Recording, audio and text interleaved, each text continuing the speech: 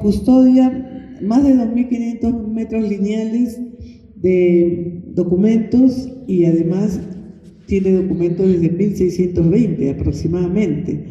Entonces hay pues mucho que hacer, como decía nuestro poeta, hay mucho que hacer, hermanos, y tenemos que trabajar, pero estamos yendo bien, estamos en el camino correcto y vamos a tener pues que tener más cercanía, como le he dicho al directivo, para que pueda traer los técnicos que necesite para capacitarlos y para que sigan adelante.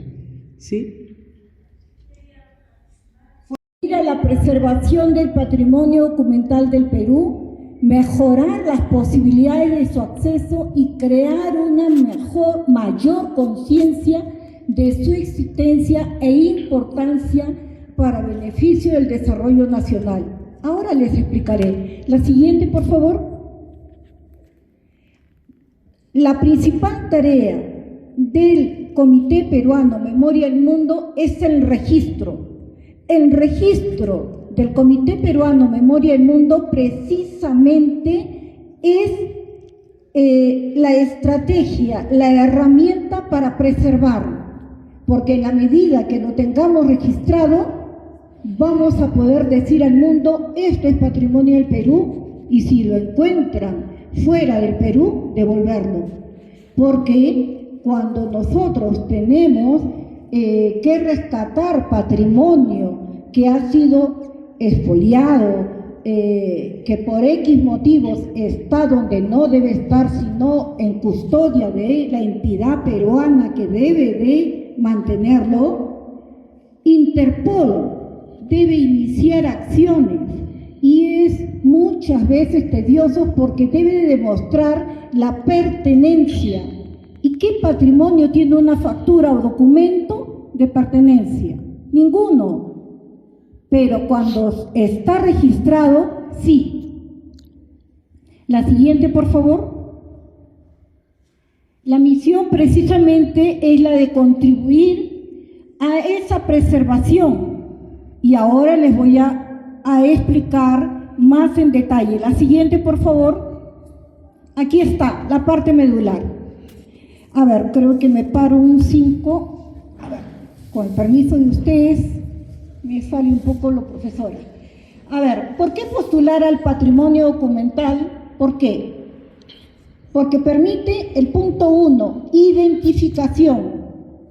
Permite su difusión, la puesta en valor y la protección. ¿De qué? ¿Para qué? Para ese reconocimiento internacional. Y ese reconocimiento internacional tiene una doble acepción.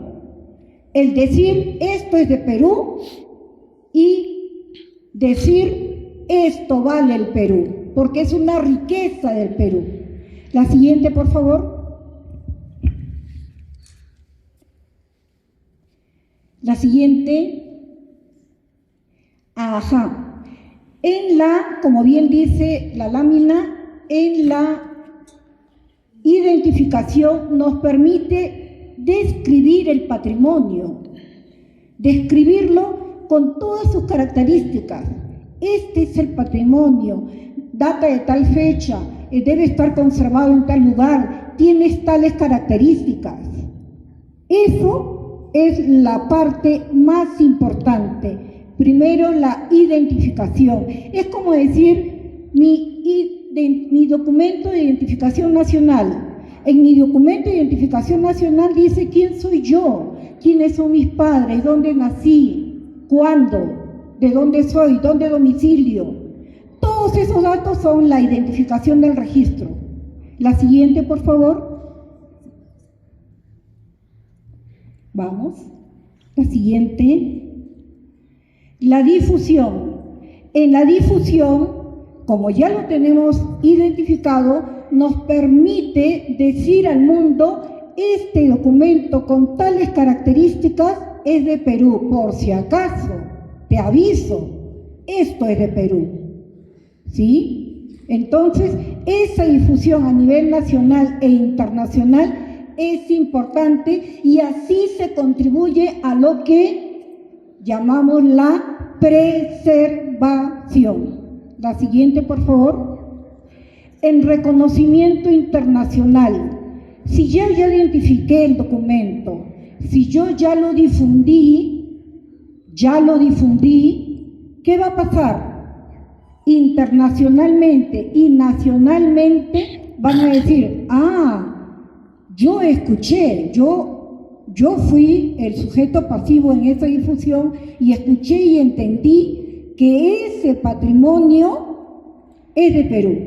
Por lo tanto, lo reconozco como Perú. Te conozco, tú eres de Perú. Eres de Perú y tienes tal valor, este es tu valor.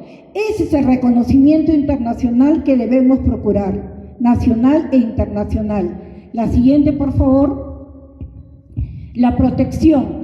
En la medida que ya lo tenemos identificado, que ya difundimos, que ya lo hicimos reconocer, de esa manera lo estamos protegiendo para que nadie se atreva de hacer ningún expolio.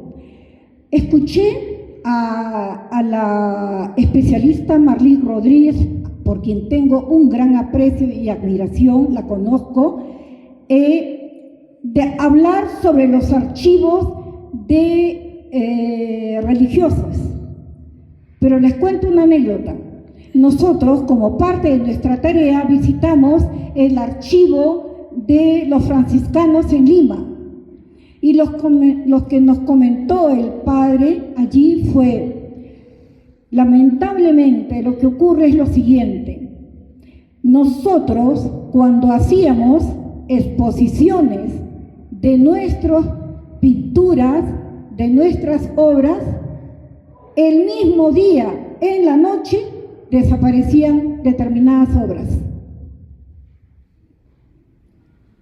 ¿Se dan cuenta? Entonces se entiende en parte por qué son tan cerrados, porque tienen tal riqueza que a esas, así como vemos, desde ayer reclamaba el señor Castro, el doctor Castro, poca audiencia, así como reclamamos esa audiencia, en estos eventos hay poca audiencia de intelectuales, estudiantes e investigadores, pero había mucha audiencia de amigos de lo ajeno. Eso era un tema allí. La siguiente, por favor. Vamos, niña. La puesta en valor. ¿Por qué es importante este tema de la puesta en valor?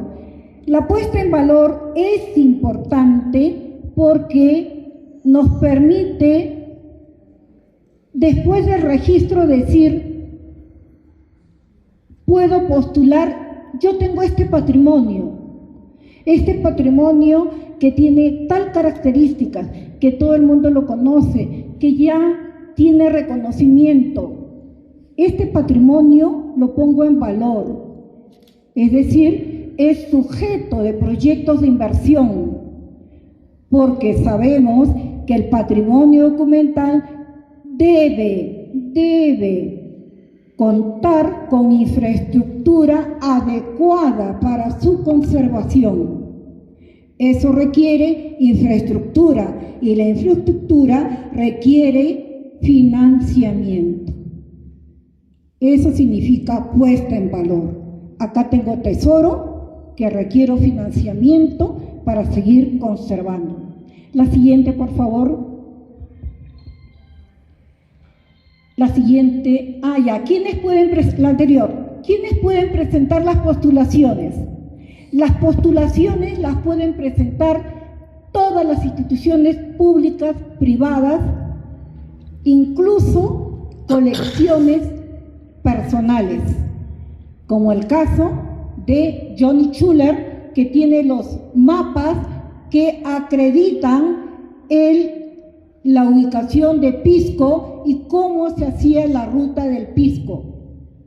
Tenemos otro archivo personal de la viuda de Luis Alberto García, que imagino que para la mayoría acá, si no es para la totalidad, desconocen. ¿Quién será Luis Alberto García?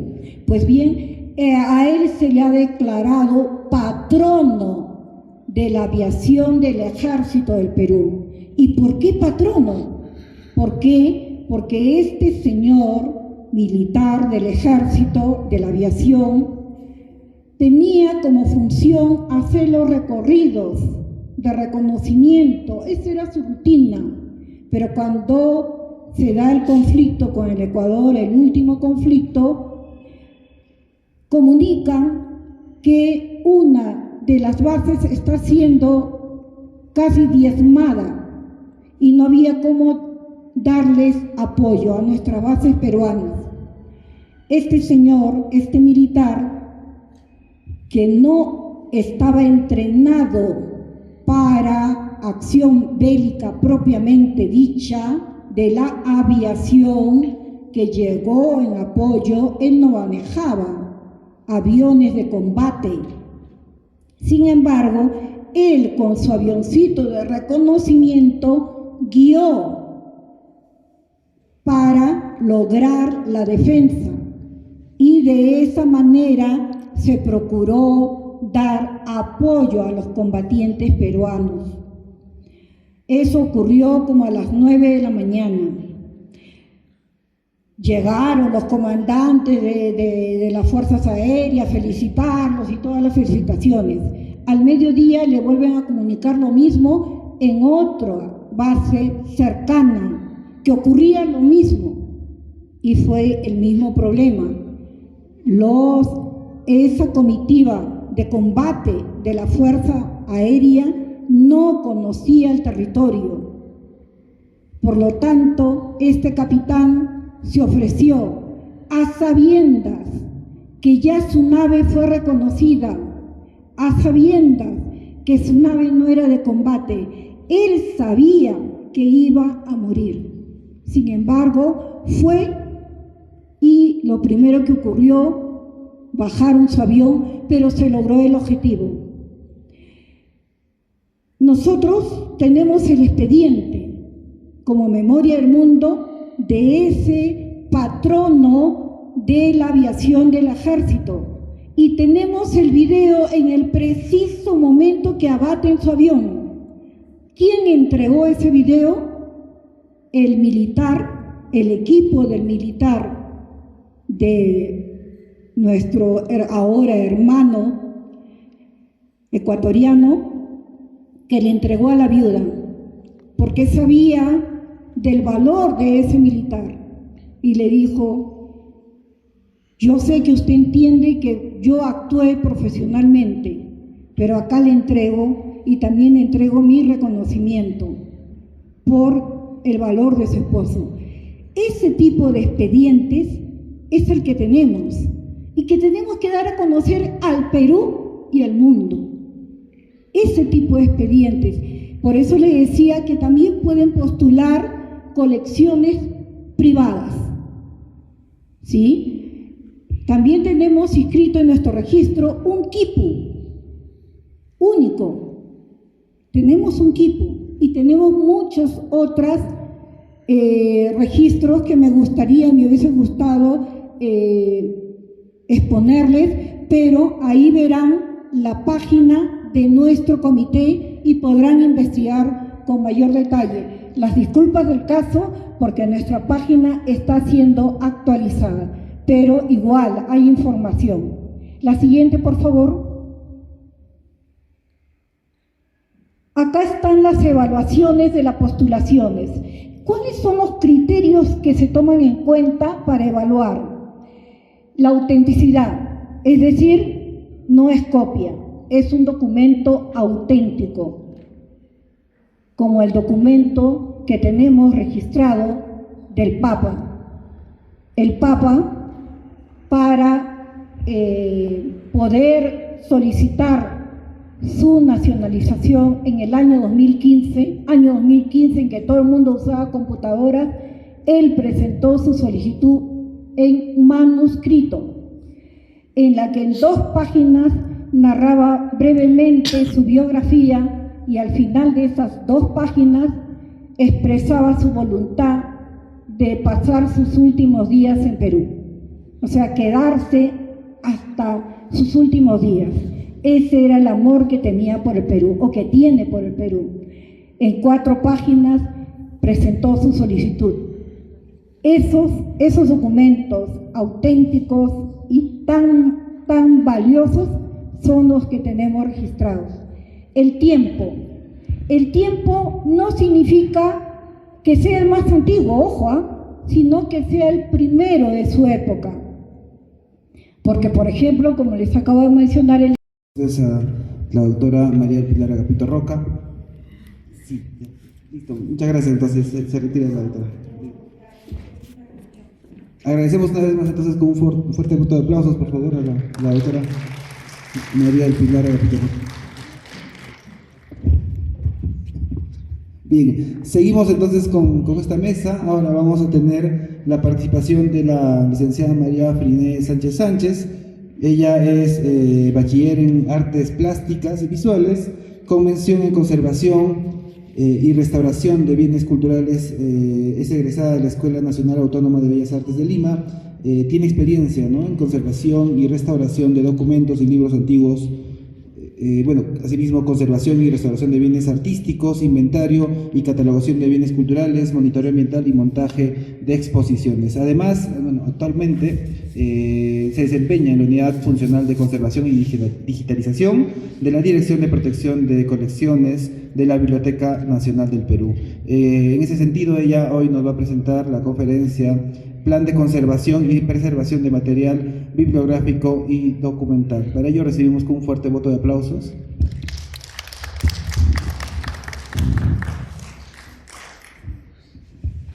Buenos días con todos, ¿no? Agradeciendo la invitación, ¿no? Vengo representante de la Biblioteca Nacional y bueno, lo que me quiero es un plan de conservación y preservación de material bibliográfico, ¿no? Siguiente, por favor. Antes que nada quisiera entender los conceptos de lo que es la conservación preventiva, la preservación y la conservación curativa, ¿no? Porque, bueno, seguro hay bibliotecólogos y si han conversado con los conservadores, siempre hay estos términos, ¿no? Y a veces no los entendemos, ¿no? Siguiente, por favor. La conservación, ¿no?, consiste en la acción indirecta para retrasar el deterioro y prevenir daños mediante la creación de condiciones óptimas para la preservación del patrimonio cultural. Esto quiere decir que yo voy a ver todo alrededor de mi bien que yo tengo, o sea, en mis libros, en las estanterías, el almacenamiento, lo que es la limpieza, el control de plagas, lo que es la humedad, la temperatura y la luz, ¿no? Todo lo que implica que mi material puede ser afectado y pueda deteriorarse a largo plazo, ¿no? Siguiente.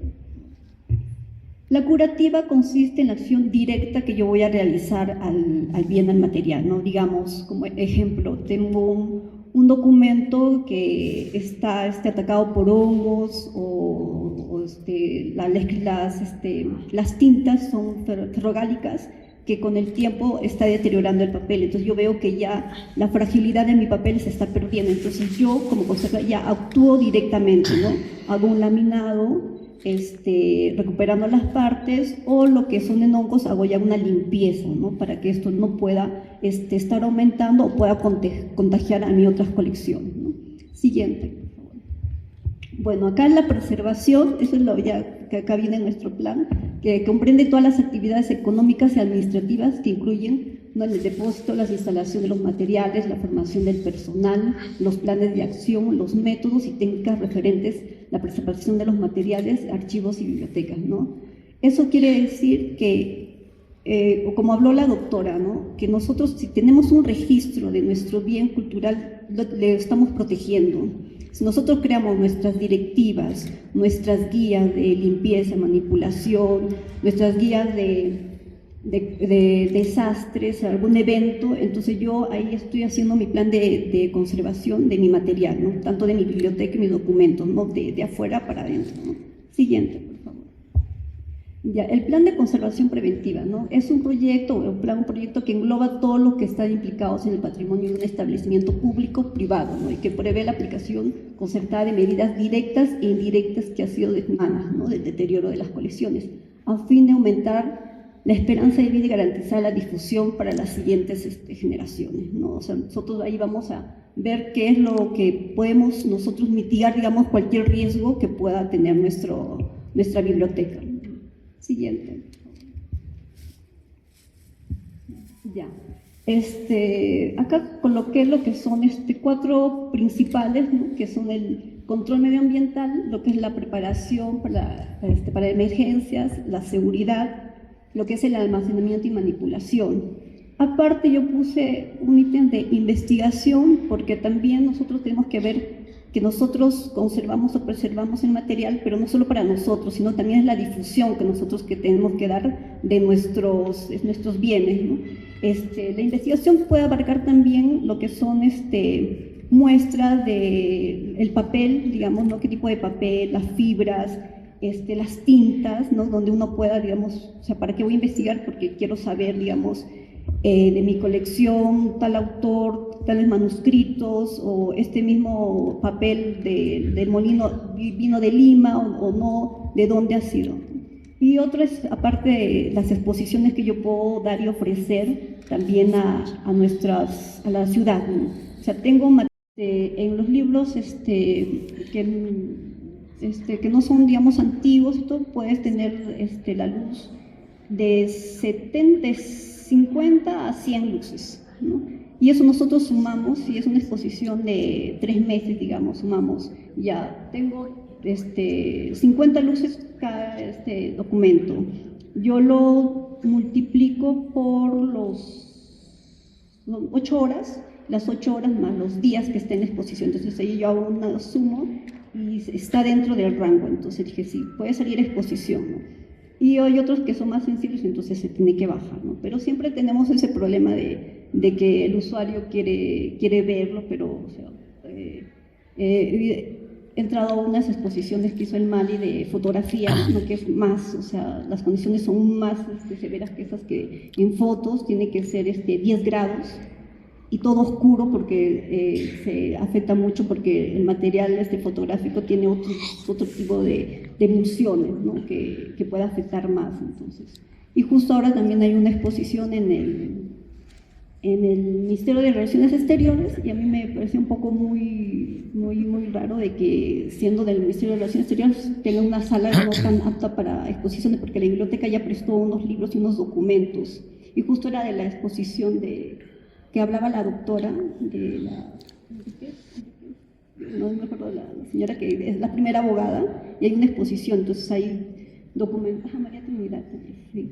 Y decía, y hay unos documentos importantes, y la biblioteca también prestó unos documentos mecanografiados de Magda Portal, originales. Entonces uno tenía que ir con la luz, o sea, con el isómetro, medir y todo, ¿no? Pero nos dimos con la sorpresa de que el director dijo, no, mejor un facsímil porque creo que toda la luz esté prendida, pero hay materiales también, no de nosotros, sino de otros, que también es una responsabilidad de que tú vas a exponer, pero también tienes que darle esa seguridad al material. No es porque yo quiero difundir, está bien la difusión, pero también tienes que respetar y que esos libros también para otros pueda ser para otras exposiciones, ¿no? Ya. Siguiente, por favor. Bueno, la ventilación también es algo muy importante, ¿no? Que el aireamiento, eso nos ayuda de que también no estemos acumulando, sino tengamos un microclima, ¿no? Que a veces se lo han escuchado. Entonces siempre es importante tener lo que es la ventilación para no generar los hongos, los insectos, ¿no? Siguiente, por favor. La preparación para emergencias, ¿no? Siempre, como hablamos, tenemos que hacer esas guías para estar nosotros, prepararnos sobre la gestión de riesgo de desastre, ¿no? Para bibliotecas, ¿no? Que prestamos nuestros libros, en salas de lectura entregamos nuestros libros y al final se perdió, rasgaron una hoja, lo han marcado. Bueno, también eso de las... bueno, el ser humano también, nosotros como decimos, ¿no? Que a la hora de nuestros prestas tenemos que tener cuidado, ¿no? Por las inscripciones, robos. Entonces, creo que el más daño lo hacemos nosotros, ¿no? Lo que son las personas. El siguiente. Ya, bueno, este es un ejemplo de la biblioteca de Santa Rosa de Ocopa, que ha sido declarado Patrimonio Cultural. Este libro son 4 tomos, si no me equivoco, y son plegables. Y donde está marcado el papel son 5 folios que se los han llevado. Entonces, y este libro también tiene la biblioteca, y justo con el el encargado, el coordinador de gestión, que se hizo la valorización y lo que es patrimonio cultural. En la Biblioteca Nacional también tienen estos tomos y también se han robado las mismas láminas. O sea, es alguien que conoce, ¿no? Y ya, siguiente, por favor. Ya, esta es otra también de Santa Rosa, que solo Conventos de Santa Rosa de Copa tiene este libro y tiene esa lámina. Sí, sí. Y también lo tiene en San Francisco y la Biblioteca Nacional y no tiene la imagen. ¿Por qué? Alguien que no se lo... Sí, siguiente, por favor. Ya, esas son las normas, ¿no?, que tenemos que nosotros indicar a nuestros usuarios, ¿no? Siempre hay que difundir de que no se debe doblar, llevar comida y todo, ¿no? Siguiente, por favor, ¿no? Acá son las exposiciones, ¿no?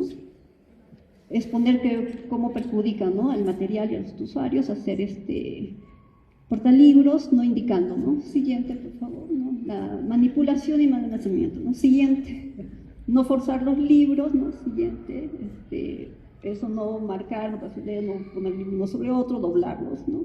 Acá, mira, ¿qué es lo que puedo causar, ¿no?, si hago eso, ¿no? Siguiente, ¿no? Eso también, ¿no?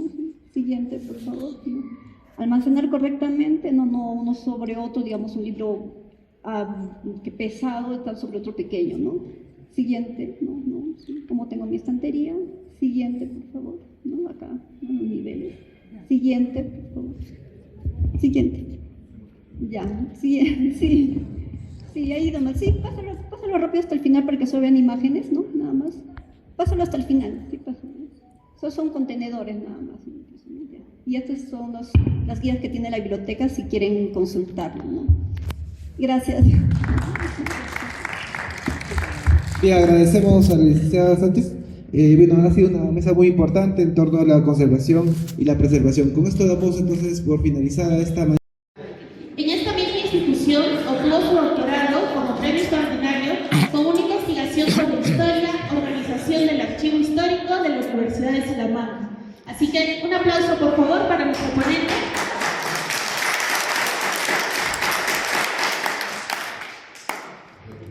Buenas tardes.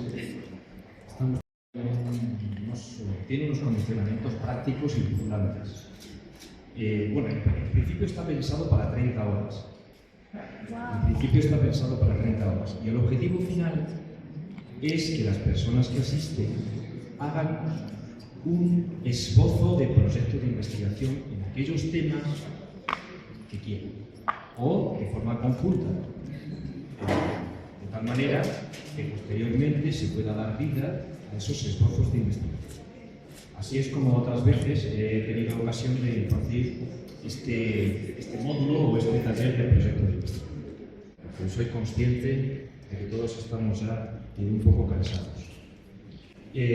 Claro, en 1 hora y 5 minutos o 1 hora y 10 minutos, naturalmente la carga teórica es importante, la carga magistral, por así decirlo. Entonces yo les voy a rogar que me levanten la mano y me formulen las preguntas que vayan teniendo, me interrumpan, ¿de acuerdo? Para que de todas formas pues podamos intervenir o podamos resolver las dudas a medida que las vayamos teniendo. ¿De acuerdo? Si no les importa, y así también el taller pues resulta un poquito más dinámico y no soy yo solo el que habla.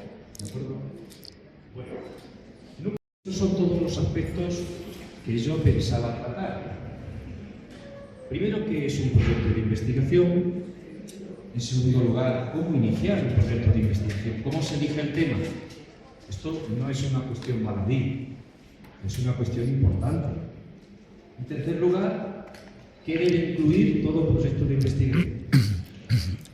En cuarto lugar, análisis de todos esos elementos o todas esas partes que debe incluir el proyecto de investigación. Cómo se redacta un proyecto de investigación y cómo se expone. Claro, ya entenderán que cada una de esas cosas pues daría para mucho, ¿de acuerdo? Cuando hablo de proyecto de investigación, no entiendan solo un proyecto de investigación universitaria. Soy consciente de que muchos de ustedes están trabajando en bibliotecas, en archivos, y a veces tienen que redactar proyectos de investigación pues para solicitar, no sé, presupuestos a los órganos políticos correspondientes. Claro, y ahí tenemos que saber, digamos, sugestionar, seducir, para que lo que nosotros propongamos sea competitivo y sea susceptible de ser recibido bien y nos den la subvención correspondiente. Bueno, vamos a comenzar, por tanto, no les quiero aburrir, voy a ir pasando a lo mejor de forma muy rápida. Por eso les digo que si tienen dudas,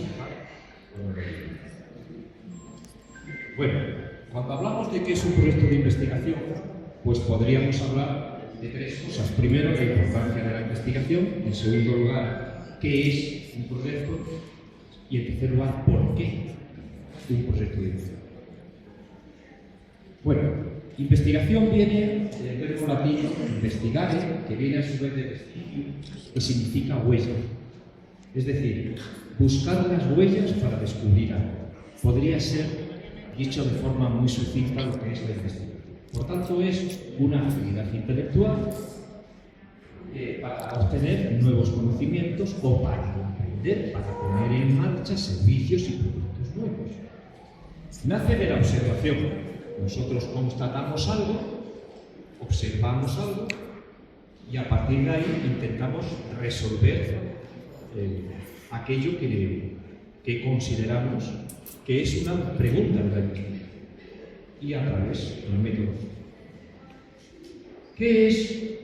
Bueno, actualmente hay dos tipos de investigación, esto me lo voy a saltar. Una es la investigación básica y otra es la investigación aplicada, pero esto es menos importante, menos relevante para lo que ahora nos concierne. ¿Qué es, por tanto, un proyecto de investigación? Un proyecto de investigación no es la investigación en sí, no confundamos.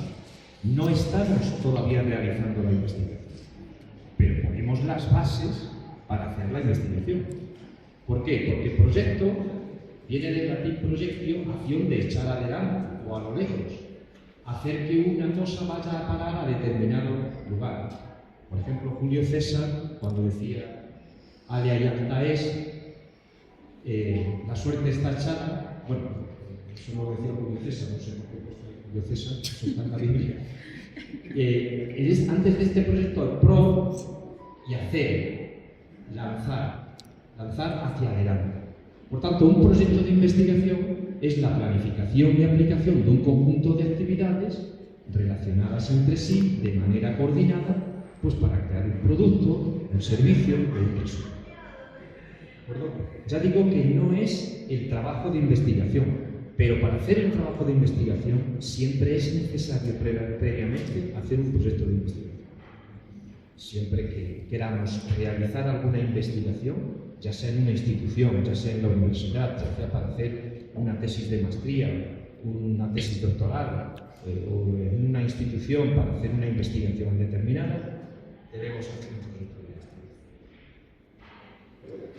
Un proyecto de investigación, por tanto, sirve para delimitar.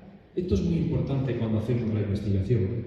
A veces empezamos haciendo una investigación y si no delimitamos bien, acabamos investigando cosas que no tienen nada que ver con lo que nosotros queríamos hacer al principio. Hay que delimitar claramente lo que queremos hacer. Hay otras muchas cosas que quedan sin hacer, pues claro, sin ninguna duda, pero es que nosotros pretendemos hacer lo que queremos hacer, nada más. Hay que delimitar, hay que clarificar las ideas, hay que planificar conceptual y temporalmente, y después hay que coordinar todos esos elementos. Para eso es para lo que sirve un proyecto de investigación.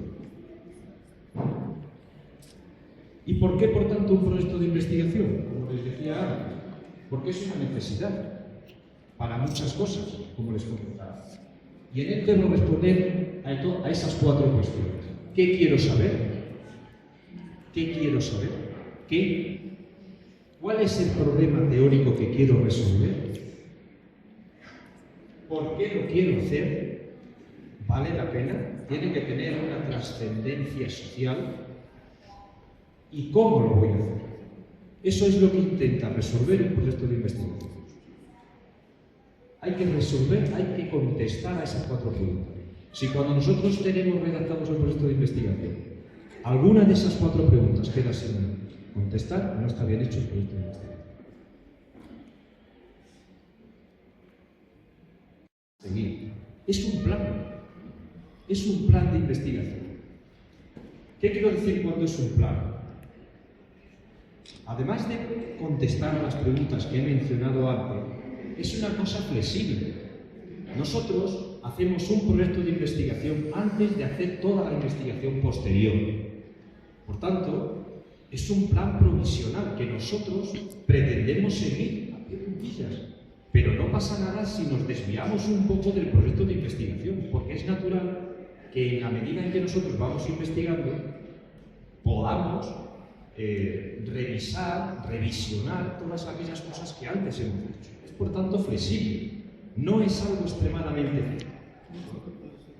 Pero eso sí, debemos de delimitar claramente todo aquello que queda fuera, porque uno de los grandes problemas que hay en la universidad, por ejemplo, con los alumnos, es que el alumno, la alumna, acaba investigando o acaba no terminando jamás el trabajo de investigación correspondiente porque acaba yéndose colateralmente hacia otros temas que nada tenían que ver con lo que en un principio quería investigar. ¿Cómo iniciar? Algunos consejos y la lección de hoy. Como les decía antes, voy a intentar dar algunos consejos también.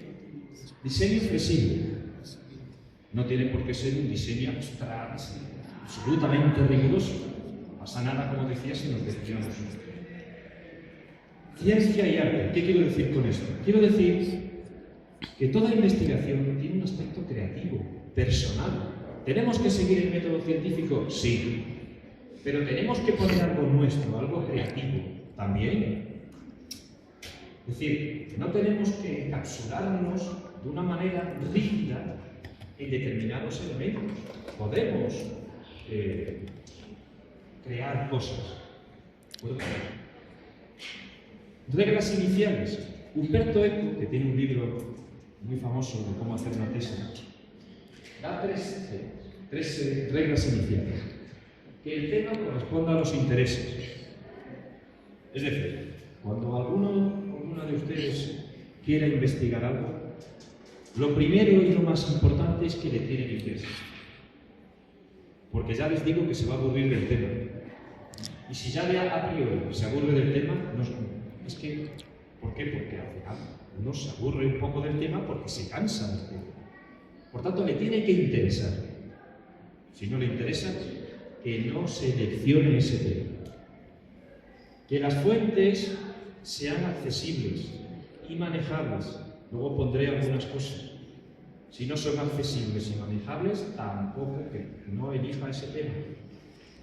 Y que la metodología esté al alcance de la experiencia.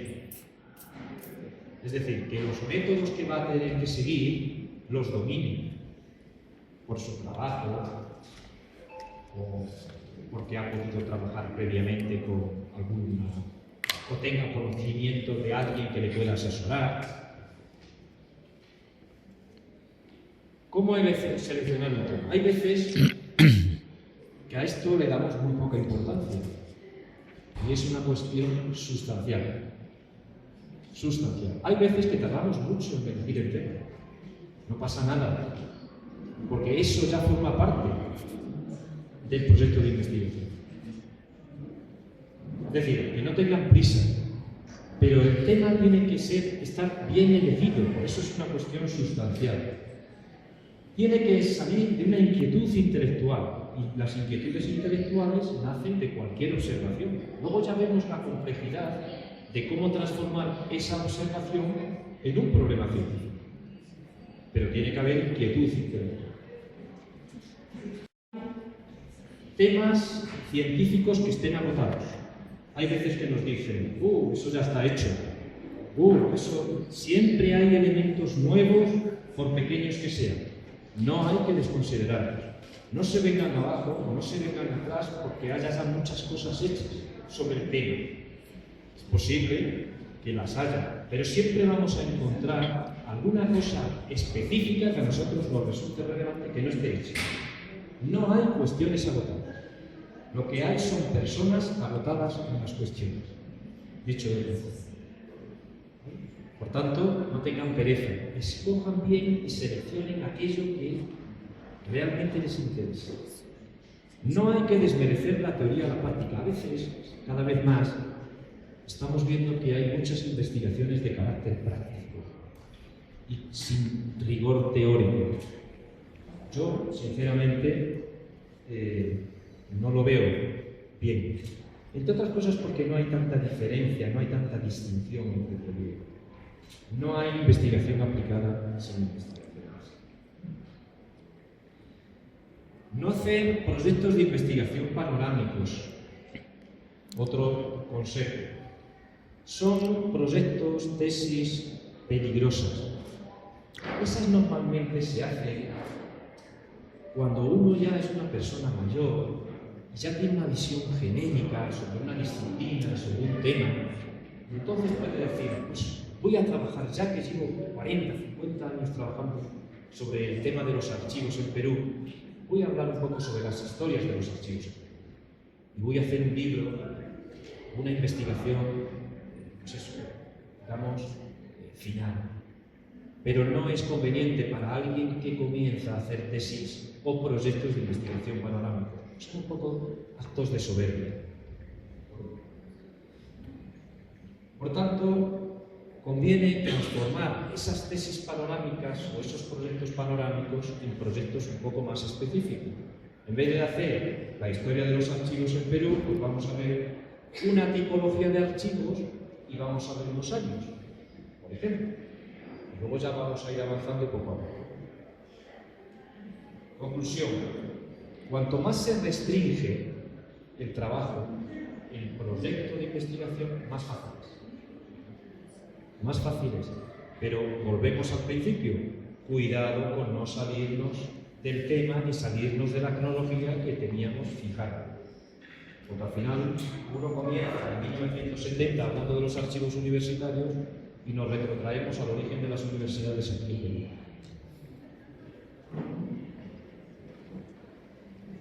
¿Cómo se plantea, cómo se debe elegir, por tanto?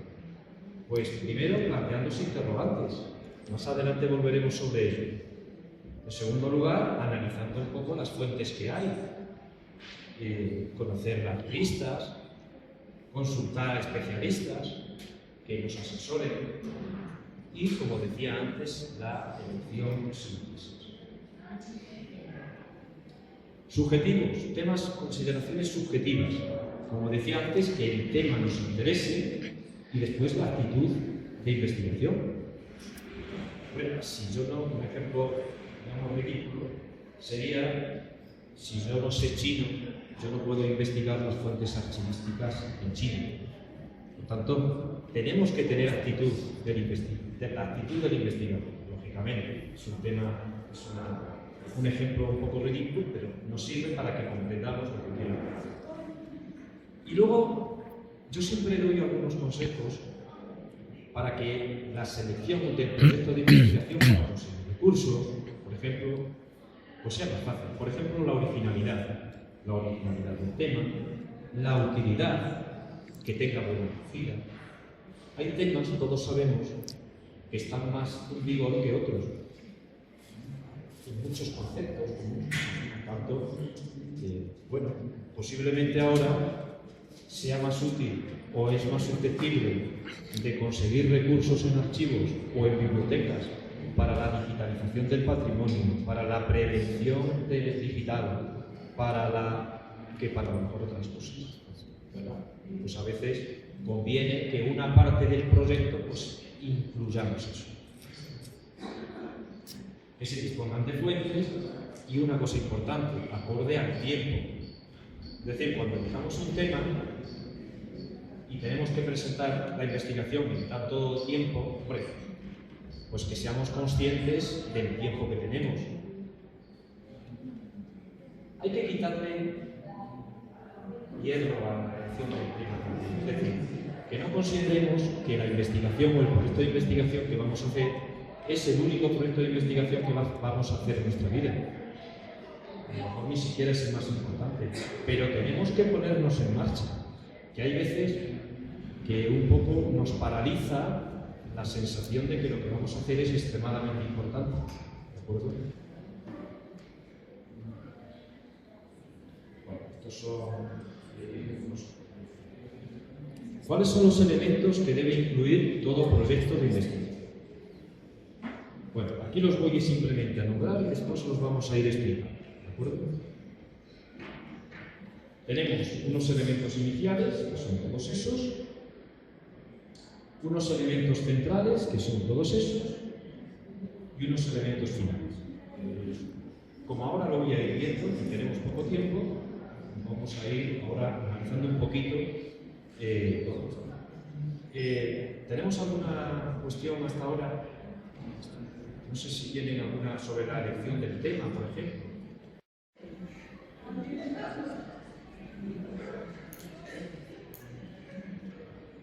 Bueno, normalmente, sí, claro. Como decía antes, el tema te tiene que gustar. Eso es, digamos, una precondición. Si no te gusta, no sirve. Segundo, tienes que tener fuentes que te sirvan para lo que tú quieres investigar. Si no tienes fuentes, si no puedes investigar, por mucho que te guste, tampoco es seleccionable ese tema. Tienes que tener a una persona que te pueda asesorar en eso. Tienes que tener a una persona que te pueda asesorar. Normalmente, a veces hay dos personas. Una que sabe del tema y otro que sabe de metodología. Por eso en algunos momentos hay un tutor académico y un tutor metodológico. Pero si es necesario que haya personas que te asesoren. Es decir, esto tiene que venir también de una conversación con tu asesor. ¿Entiendes? Y luego, naturalmente, tienes que delimitar claramente a tenor de las fuentes y a tenor del gusto y a tenor del tiempo para que la elección esté bien. Pero cada tema es de uno.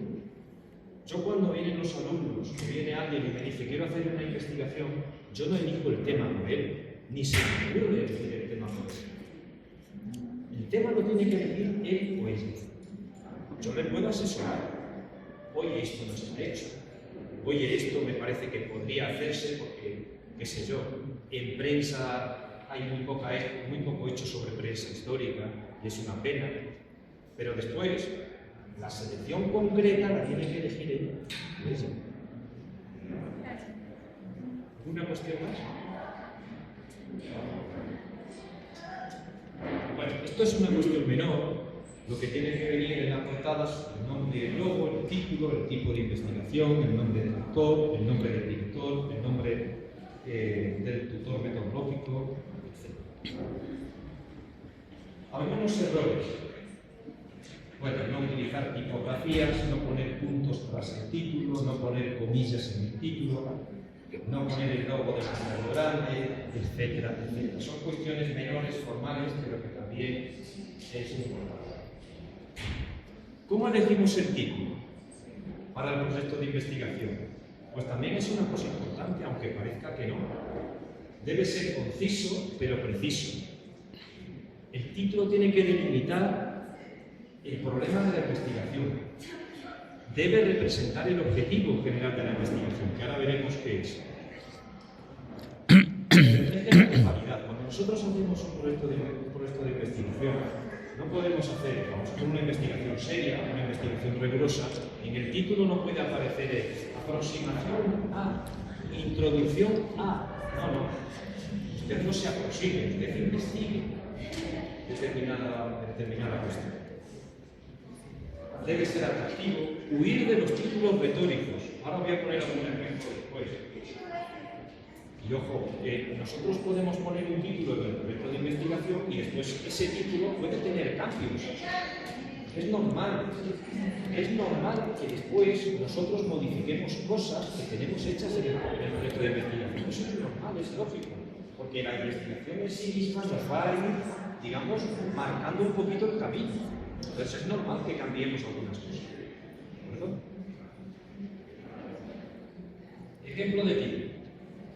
Por ejemplo, análisis de los archivos parlamentarios en Perú en la primera década del siglo XXI, evolución y características. y no los archivos parlamentarios un reducto en un mar de incertidumbre.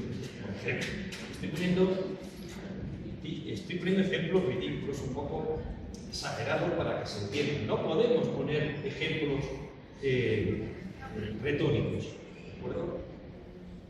Los archivos personales y sus propiedades distintivas. Ejemplo de tal archivo personal. Y no, son los archivos personales peculiares. El título nunca puede tener una interrogación. Porque justamente esa es la pregunta que nosotros nos hacemos, en todo caso. Pero no puede ser correspondida con el propio título de la investigación, del proyecto. Bueno, luego vienen los demás títulos, los demás apartados de la tabla. Bueno, luego viene la tabla de contenidos, que es una guía que también puede ser modificada, que debe ser exhaustiva, precisa, que puede haber diferentes partes, diferentes capítulos, epígrafes, subepígrafes. Importante, utilizar siempre el mismo elemento. Si utilizamos números, si ponemos 1, capítulo 1, capítulo 2, capítulo 3, no está bien que luego pongamos dentro del capítulo 1 apartado A, apartado B. Tendríamos que poner capítulo 1.1, 1.2, 1.3 y así sucesivamente. No conviene mezclar. Hombre, si solamente hay un punto, si dentro del punto 2 solo hay un 2.1 y no hay un 2.2, también está mal. Porque lo lógico es que si hay un 2.1 es que hay después un 2.2, pero si unificamos el 2 con el 2.1 no tiene ningún sentido. Son cuestiones menores, pero venga. En resumen, esto daría para mucho. No me voy a extender en esto. Se hace el final y no hay que improvisar, porque a pesar de todo el resumen es muy importante. Es muy importante. A veces los que nos van a valorar, los que nos van a revisionar, se van a leer solo algunas partes del proyecto de investigación. No van a leerse todo el proyecto de investigación, solamente aquellos que les puedan interesar. Por tanto, el resumen tiene que estar bien hecho y una introducción al final que va a estar bien hecha. Pero eso estas cosas se hacen siempre al final. Aunque vayan al principio del proyecto de investigación, no se hacen al principio, se hacen al final. Cuando ya está todo el proyecto escrito. Bueno, siempre se presenta también en inglés y bueno, ya hay ahora traductores un poco mejores, pero no utilizar un traductor. Bueno, palabras clave. Normalmente estos proyectos de investigación, todas las investigaciones tienen unas palabras claves, es decir, unas palabras por las cuales después vamos a buscar y a recuperar la información. Son palabras muy importantes. Se entiende que cada palabra que aparezca en realidad es un núcleo fundamental de la investigación. Es decir, si nosotros hablamos de archivos parlamentarios, pues pueden ser archivos, porque pueden ser sintagmas, pueden ser archivos parlamentarios, o podemos poner archivos y parlamentos. Pero esas dos palabras son nucleares. A veces no es tan sencillo seleccionar las palabras, pero hay que hacerlo. Normalmente no se eligen más de 5, ¿de acuerdo? Hay a veces que nos encontramos con proyectos de investigación tienen 20 o 10 o 15, no es bueno. Hay unos códigos también que a veces nos obligan a incluir, que son los códigos UNESCO, los códigos NACS, los códigos FON. Esos están, se pueden extraer, son unos códigos, son una especie de índice jerárquico de denominaciones por disciplinas, de tal manera que nosotros nos encardinamos de tales disciplinas. A veces nos obligan. Bueno, elementos centrales. Como ven, está la contextualización, los objetivos, el marco teórico, la metodología, las fases de trabajo, los resultados esperados y el cronograma. Repito, proyecto de investigación, no investigación. Vamos a ver, vamos a ver un poquito cada una de estas cosas. ¿De acuerdo? Dentro del contexto, dentro de la contextualización tenemos dos cosas: el contexto y el estado de la cuestión. El contexto, por tanto, es la primera parte de la fundamentación del proyecto de investigación. Es el proceso de construcción del problema de investigación. Es decir, nosotros observamos algo que nos gusta, que nos atrae, de lo que queremos investigar. Por ejemplo, me gusta la fotografía antigua. Me gusta la fotografía antigua. Me gustan las bibliotecas. Ahora, eso es un gusto, eso es una inquietud personal. Eso todavía no es del mundo científico, eso en todo caso corresponde al mundo de la vida. Me gusta la fotografía. Ahora, el problema es transformar eso en un problema científico. Por tanto, hay que pasar ese gusto, ese me gusta la fotografía antigua, a esa inquietud al lenguaje científico. Por ejemplo, la presencia de las fuentes fotográficas en los archivos de la ciudad. Bueno, por puesto ahí México, posiblemente quería poner ahí. ¿De acuerdo? Pues eso sería un elemento ya concreto perteneciente al mundo, al mundo científico. Ya no es algo personal, ya es algo de carácter social. ¿De acuerdo? Entonces, toda aquella inquietud personal que nosotros tengamos, tenemos que saber traducirla al lenguaje científico. No vale con decir me gusta o estoy interesado en esto, ¿no? ¿Qué te gusta? ¿Qué quieres investigar? Por tanto, debemos formular el problema en términos teóricos, porque la teoría es, al final, el lenguaje que entiende la ciencia. Es decir, pasar de lo concreto al ámbito general. Debemos, por tanto, presentar los elementos teóricos que sostienen nuestro interrogatorio. Ese contexto sirve para presentar eso. Es una presentación, contextualizar el tema, ¿de acuerdo? Para atraer al lector, para atraer a aquellos que nos van a evaluar, ¿de acuerdo? Algunos consejos. En el contexto, por tanto, presentamos los elementos teóricos que van a sostener nuestra investigación. Pero, ojo, estos deben estar ordenados y no simplemente justapuestos. Es decir, si a nosotros nos gusta la fotografía antigua, no vamos a decir, me gusta, la fotografía es tal, tal, tal. Y extendemos por la antigua, anterior a no sé qué. Bueno, lo lógico es que nosotros intentemos seducir a la persona, a las personas que nos van a evaluar para conseguir, en este caso, la calificación, para conseguir obtener el título de maestría, etc. Y, por tanto, tenemos que hacer una primera introducción al tema, presentándolo de forma muy ligera, pero de forma coordinada y no justapuesta. Es algo, como digo, breve. Posteriormente, después de esta pequeña introducción, este pequeño contexto, viene lo que se denomina el estado de la cuestión, que es una cosa bastante importante. En algunos otros y algunas otras se puede denominar estado del arte. Aquí hay muchos errores cuando se hace el estado de la cuestión de algo.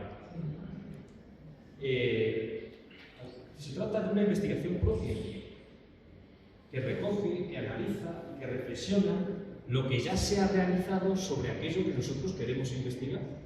Si nosotros queremos investigar los archivos diocesanos en Perú, pues posiblemente haya muchas cosas escritas.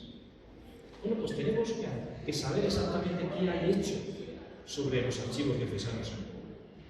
¿De acuerdo? Para muchas cosas, sobre todo para no repetir algunas cosas que ya están hechas. Por tanto, el estado de la cuestión tiene que responder a todas estas cosas. ¿Qué se ha investigado sobre los archivos diocesanos en Perú? ¿Cómo se ha investigado? ¿Desde cuándo se debe investigar? ¿Por qué razones se ha investigado ese tema? ¿A qué conclusiones se ha llegado? ¿Y qué faltaría por investigar? Por tanto, no se trata simplemente de hacer una lista de las obras que traten sobre los archivos necesarios. Se trata de presentar, de comprender, de valorar todo eso que ya se ha hecho y criticarlo.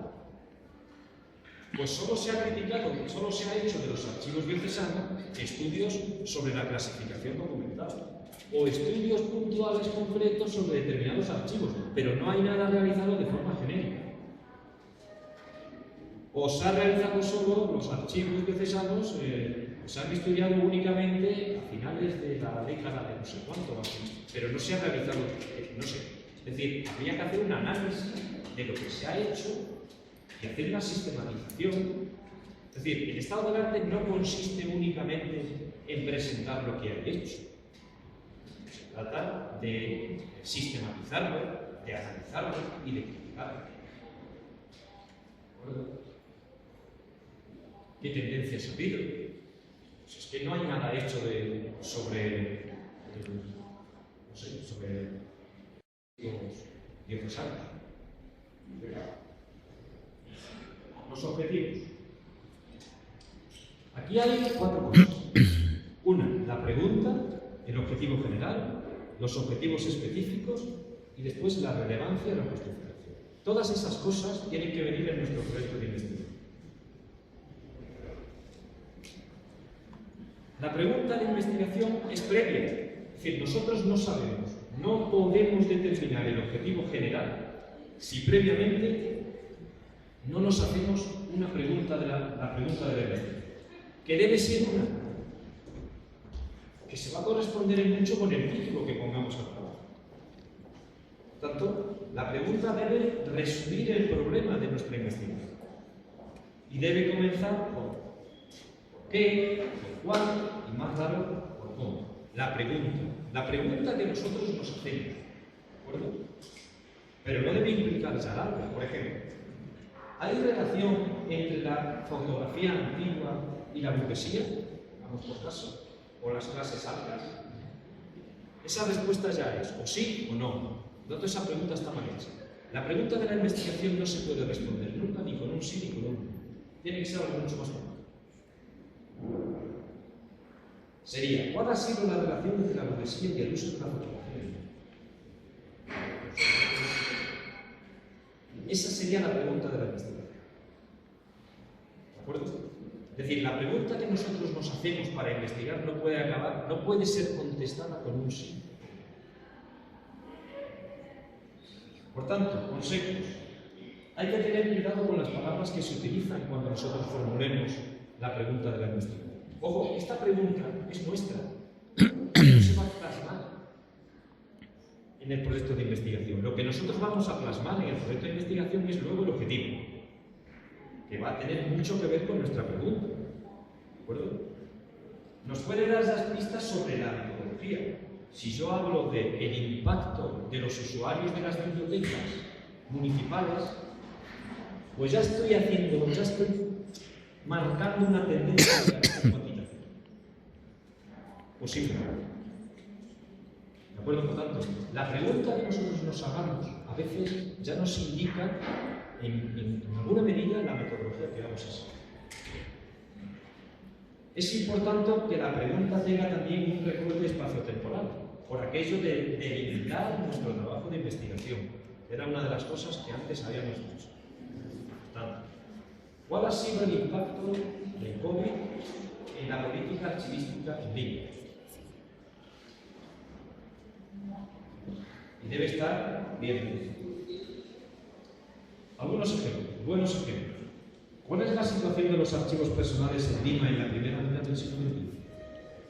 ¿Qué función tienen cada una de las series documentales existentes en los archivos universitarios durante los siglos XVI y XVIII? ¿Cuál es la documentación conventual ubicada en el archivo de Puebla? Malos ejemplos. Análisis legislativo de los archivos peruanos. Malo porque no es una pregunta. ¿Tienen las universidades de Perú los archivos organizados? Eso es genérico, porque se responde con un sí o con un no. ¿Qué opinan los profesionales de los archivos sobre los cambios técnicos? Mal, porque eso es una encuesta, no es una investigación. Eso es una encuesta, eso no es una investigación. El objetivo. Una vez que nosotros tenemos redactado claramente, sabemos claramente nuestra pregunta de investigación, ahora sí que podemos plasmar en el proyecto de investigación el objetivo general. Por tanto, la diferencia es que la pregunta es una pregunta y el objetivo ya es una afirmación que se inicia normalmente con un verbo en infinitivo y que precisa aquello que se pretende conseguir. Es decir, que mientras la pregunta es el inicio del trayecto, el objetivo responde al fin del trayecto. La pregunta es, ¿qué función tienen cada una de las series documentales existentes en los archivos universitarios públicos de Perú? El objetivo, analizar las series documentales en los archivos universitarios públicos. Eso ya es una afirmación. Hay veces que esa traducción no es tan sencilla. Por eso a veces se necesita un asesor para estas cosas. Algunos errores. Poner muchos objetivos generales. Normalmente uno, como mucho dos. Que no se correspondan con el título de la investigación. Ya entenderán ustedes que, lógicamente, el objetivo general va a tener mucho que ver con el título de la investigación. Que se utilicen verbos incorrectos. Los verbos que se utilicen en los objetivos son muy importantes. No vale decir ver la relación, porque ver no es un verbo cognoscitivo, sería analizar, examinar, incluso. Confundir el objetivo con el método de la investigación. Nosotros no podemos poner como objetivo utilizar los lenguajes documentales para... No, eso no es un objetivo, eso es un método. Poner objetivos, a veces, esto es bastante normal, y hay que tener mucho cuidado con los proyectos de investigación. Y ya les digo que es una de las cosas que más se ve cuando nosotros queremos hacer un proyecto de investigación, pedimos financiación para que nos lo den. Cuando nosotros, en el ansia iba a decir, de que aquello tenga mayor relevancia, ponemos objetivos genéricos muy grandes, que ya claramente van a ser imposibles de conseguir. Por tanto, no conviene poner objetivos genéricos imposibles de cumplir o objetivos que no se correspondan con nuestro objetivo. Cada objetivo genérico, uno o dos, después va a tener sus objetivos específicos.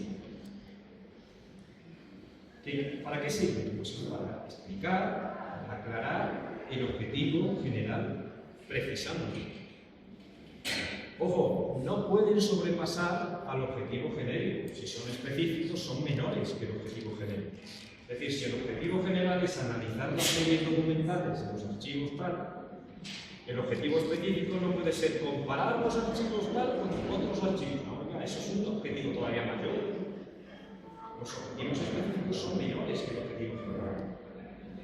Y una cosa importante, no confundir con las etapas de la investigación, con el plan de investigación. Es decir, los objetivos específicos no es, imagínense que yo quiero hacer, no sé, un gestor documental automatizado para los archivos conventuales. Y pongo, pues en primer lugar, hacer un programa de gestión documental. En segundo lugar, implementar el programa de gestión documental con los archivos, con las series. No, diga, esas son las cosas que usted va a tener que ir haciendo. Las etapas. Eso no son los objetivos específicos. No sé si me estoy explicando. No confundir los objetivos específicos con las etapas de la investigación. Algunos consejos no deben ser demasiados, no forzar los objetivos, es decir, no poner demasiados, no forzar los objetivos, cada uno de ellos debe tener posteriormente una conclusión, es decir, que no pongamos demasiados objetivos específicos, no es necesario. Cada uno de ellos debe comenzar con su verbo infinitivo. Los verbos normalmente son de diferentes grados, mientras que el del objetivo general puede ser analizar, el del objetivo específico puede ser identificar, describir, etc. Y después tienen que tener un cierto orden lógico. Es decir, si nosotros primero identificamos las series, después detallamos las funciones y actividades, vamos a seguir el orden lógico. No vamos a comenzar por lo último, vamos a comenzar por las etapas funcionales. Algunos errores de los objetivos específicos, que se salgan del marco del objetivo general, que repitan el objetivo general, que sean demasiados, que no se den un orden lógico, que solamente sirvan para transmitir los pasos de la investigación, o que se correspondan únicamente con los aspectos metodológicos y no con los...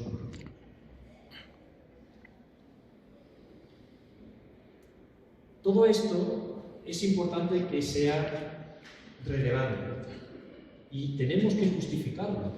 Es decir, cuando nosotros hagamos un proyecto de investigación y ya digamos cuál es el objetivo general y los objetivos específicos, acompañemos eso diciendo que todo eso que queremos investigar es relevante.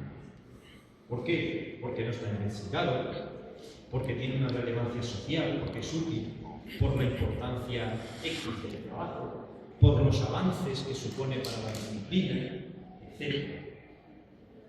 También es bueno que nosotros nos hagamos partícipes de alguna corriente, es decir, nos incardinamos en tal corriente, en tal escuela que ya ha trabajado sobre estas cosas, que no es una cuestión únicamente individual, que nosotros no, oiga, que esto ya es una corriente que ya viene de tiempo atrás, que ha sido estudiada por una corriente científica importante y nosotros nos sumamos a esa corriente.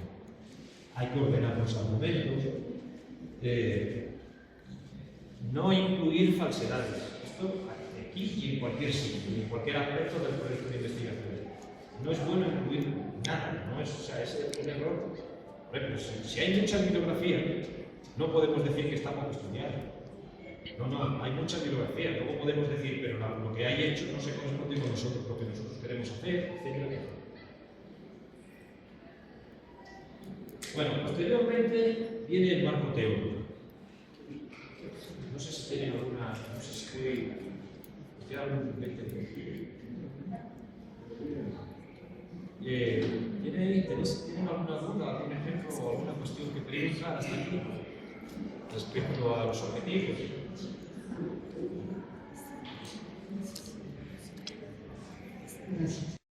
El marco teórico a veces es lo más complicado de realizar.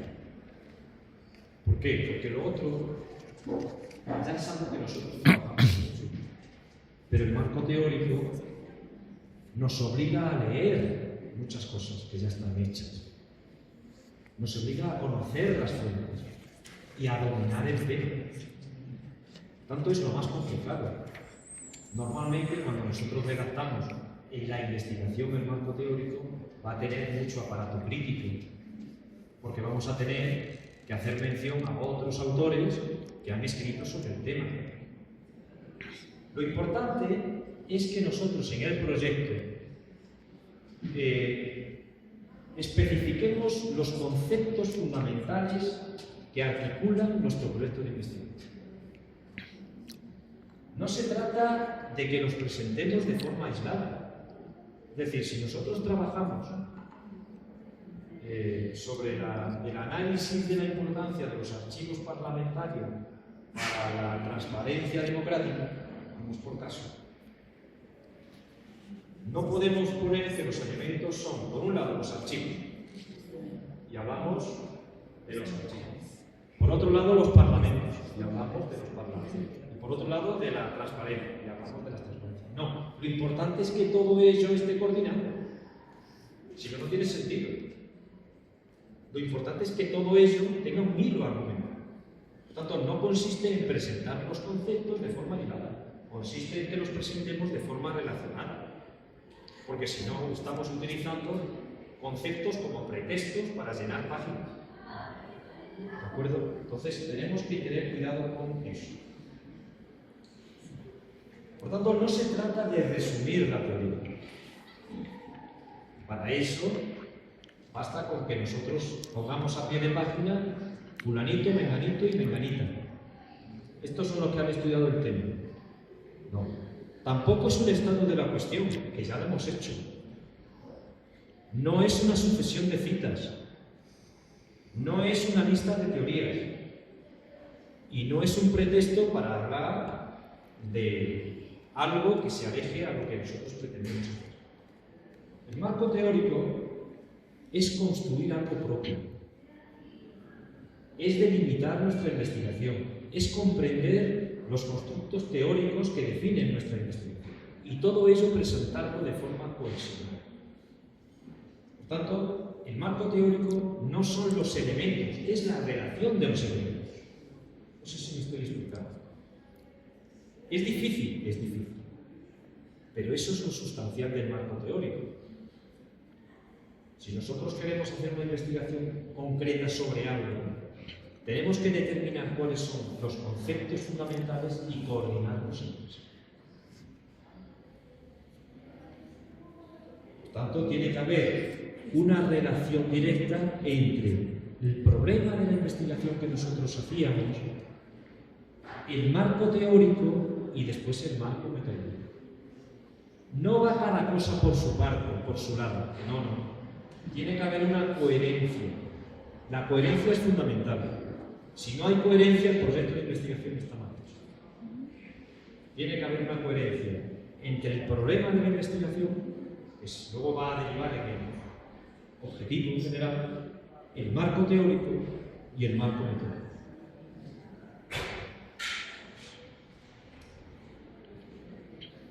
Bueno, todos estos criterios podríamos extendernos mucho sobre ello. ¿Cómo se seleccionan los conceptos? Tienen que ser pertinentes. Es decir, no podemos seleccionar conceptos que nada tienen que ver con nuestro proyecto de investigación, con nuestro problema de la investigación. Por tanto, tienen que ser pertinentes con el problema de la investigación que tenemos. Tienen que ser suficientes. Es decir, tienen que ser, con ellos, tienen que ser suficientes para la comprensión de nuestro problema de investigación. Si no comprendemos el problema de investigación, no tenemos que incluir más o están mal seleccionados. Tenemos que presentarlos de forma jerárquica, del mayor a menor, de lo general a lo específico. Que no sean redundantes. Hay veces, uno de los errores que se presentan en los proyectos de investigación y en las investigaciones es que repetimos cosas. Y después que no sean superfluos para nuestra investigación. Hay que redactarlo adecuadamente. Repito que esto es el proyecto, no la investigación. Hay que escribir un guión, hay que redactarlo, hay que citar adecuadamente y posiblemente haya que volverlo a reescribir. Por ejemplo, pregunto, ¿qué función tienen cada una de las series documentales existentes en los archivos universitarios durante los siglos XVI y XVIII? Pregunta de la investigación. Objetivo general. Analizar las series documentales en los archivos universitarios de los siglos XVI y XVIII. Conceptos. La universidad como institución, en los siglos XVI y XVIII, el concepto de archivo universitario y las series de lo mayor a lo menor. Sobre la metodología, ¿qué les voy a decir? 5 minutos, pues ya entenderán que no les puedo decir nada. Bueno, pues nada. Tiene que ser coherente con la teoría, con el marco teórico y con el, como les decía antes, con la pregunta de la investigación. Es un error ver que la metodología es una cosa aislada. No es una cosa aislada. Se trata de responder al cómo del qué. ¿Cómo vamos a solucionar nuestro qué, nuestra pregunta de investigación? Por tanto, hay que relacionarlo con el marco teórico. Y la metodología no es hacer un marco teórico de la metodología, que es otro error bastante frecuente. Es decir, si vamos a hacer una entrevista, o vamos a hacer entrevistas como uno de los elementos metodológicos, no me explique en la metodología qué es una entrevista, los tipos de entrevistas que hay. No, eso es la teoría de la metodología. Eso no es la metodología. ¿De acuerdo? Tanto cuidado con hacer teoría de la metodología y no metodología. Hay muchos métodos. Eso depende de nuestra investigación. Y el método no es el plan de trabajo. No es el plan de trabajo. A veces se trata de explicar nuestra posición epistemológica, dicho de forma, en primer lugar, de forma genérica. Racionalista, positivista, marxista, constructivista, hermenéutica, etc. Podríamos explicar cada una de estas cosas y otras muchas cosas. Pero eso sí es metodología. Bueno, no se ve bien, pero existen diferentes tipos de investigación. No me puedo entretener en esto, ya lo entenderán. Y existen muchos tipos de investigación. Tampoco me puedo entretener en esto. De verdad que lo lamento, pero no nos da. Lo único que quiero decirles es que es una cosa sustancial la metodología. Por eso el tutor metodológico es importante. ¿De acuerdo? De todas formas, sí que voy a hablar de dos cositas en la metodología. Una, de cómo seleccionamos la información, y dos, de cómo analizamos la información. Pueden ser la metodología cualitativa y cuantitativa. Pero bueno, ¿cómo seleccionamos? A veces el problema que tenemos es la selección de las unidades de información o la muestra. Hacer un muestreo. Eso no es fácil. Es decir, el problema de las fuentes de información. Por ejemplo, si hacemos encuestas, ¿quién responde a la encuesta? ¿A cuántos y a quiénes entrevistamos? ¿Cuántos documentos se utilizan en una investigación? ¿Qué fuente? Es decir, ¿cómo seleccionamos la información? Porque ese método tiene que ser coherente con nuestra pregunta de la investigación y nuestros objetivos. No se puede salir de él. Tiene que haber una relación directa entre eso y los objetivos. Por ejemplo, imaginemos que nosotros tenemos que analizar las nuevas técnicas docentes online en estudios de primaria. Y para ello hacemos entrevistas. Entrevistas a docentes, no de otras profesiones. Entrevistas a docentes de primaria, lógicamente, no de secundaria. Entrevistas a docentes de primaria que enseñan online, no de forma presencial.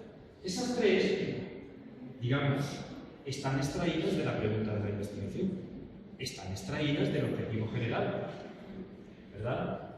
Esa forma de seleccionar está extraída de nosotros lo que queremos es analizar las técnicas online en estudios de primaria. Después vamos a entrevistar a docentes de primaria online de distintos cursos. Y solo vamos a entrevistar a 25 docentes de primaria de cada curso. Esas dos no están extraídas del objetivo de la investigación. Pero por eso, en nuestro proyecto de investigación, cuando expliquemos la metodología, hay que justificar claramente la pertinencia. ¿De acuerdo? Eso lo tenemos que explicar claramente. Bueno, hay que establecer criterios, justificarlos, que las fuentes sean representativas.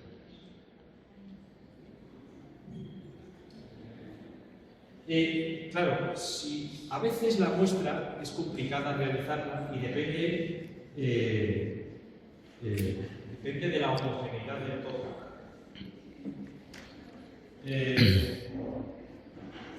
Si nosotros queremos hacer una muestra de una serie documental que trate sobre subvenciones del gobierno a los agricultores,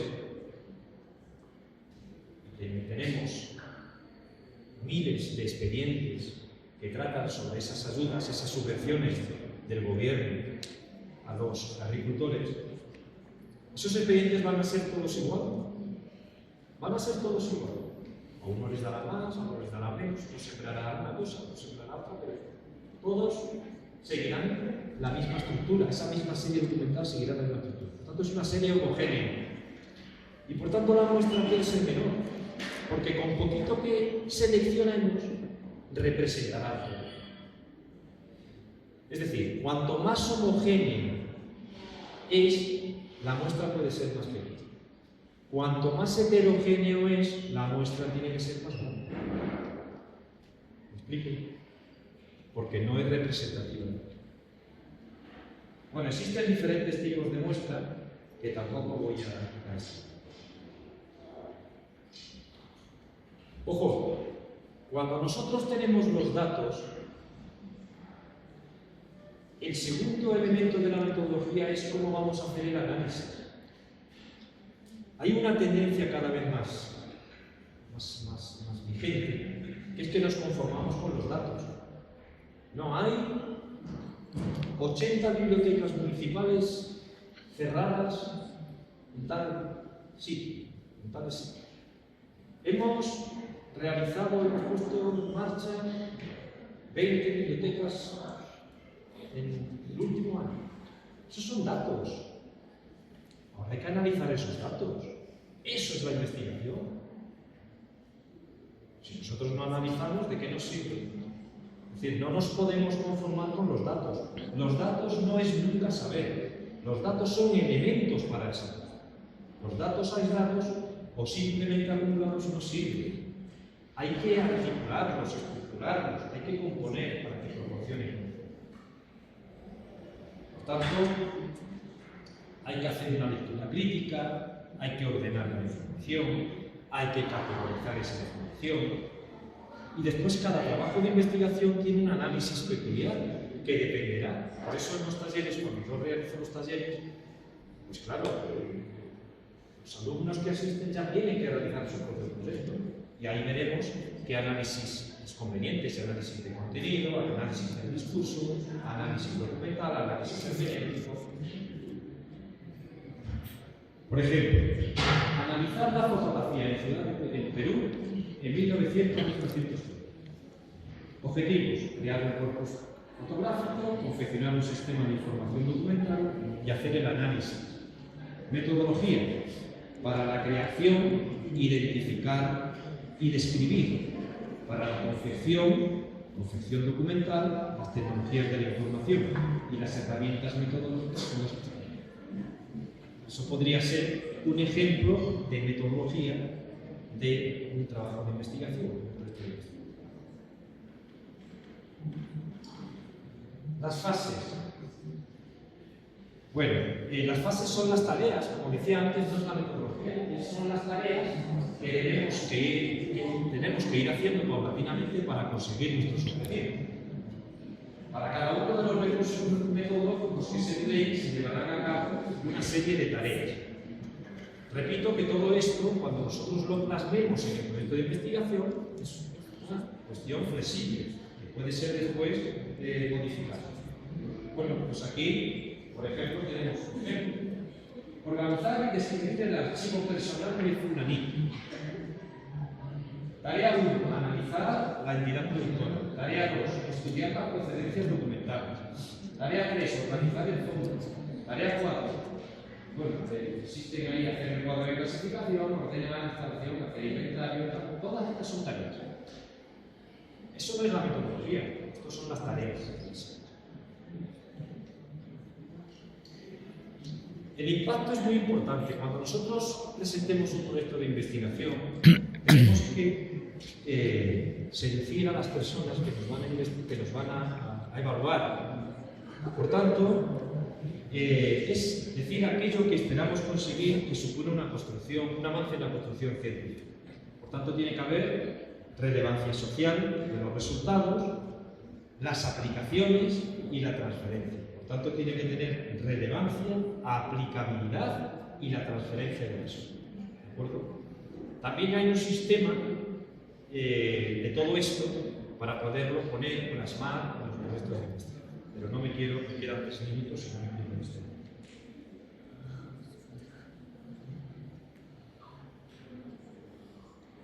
Y después tenemos que hacer un cronograma. Un cronograma. El cronograma es el calendario de realización. También se denomina a veces cartagama, que es lo que nos piden.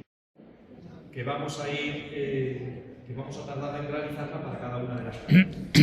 Tenemos que ser realistas, tenemos que cumplir lo prometido, deben de aparecer todas las tareas. Por ejemplo, este sería la carta de las tareas que antes hemos hecho. Y bueno, después vienen las referencias y los años. En cualquier caso, yo les animo a que hagan un proyecto de investigación. Tengo más, pero no me quiero extender más. Y en principio eso es todo. No me quiero extender porque ya está cansado. Muchísimas gracias. Gracias a la ponencia. Es un tercer encuentro hispano-peruano, ¿no? De microbiología, sobre todo comunicación. Y para nosotros como Universidad Continental nos fomenta este tipo de lazos, estas vinculaciones con instituciones claves que marcan un tema cultural, ¿no? Sé que hay una serie de actividades en la semana de las cuales nosotros vamos a estar también presentes. Así que yo les agradezco muchísimo, primero la ponencia nuevamente y sobre todo la presencia de cada uno de ustedes a nuestra institución. Muchísimas gracias, que tengan buenas tardes. Muchas gracias.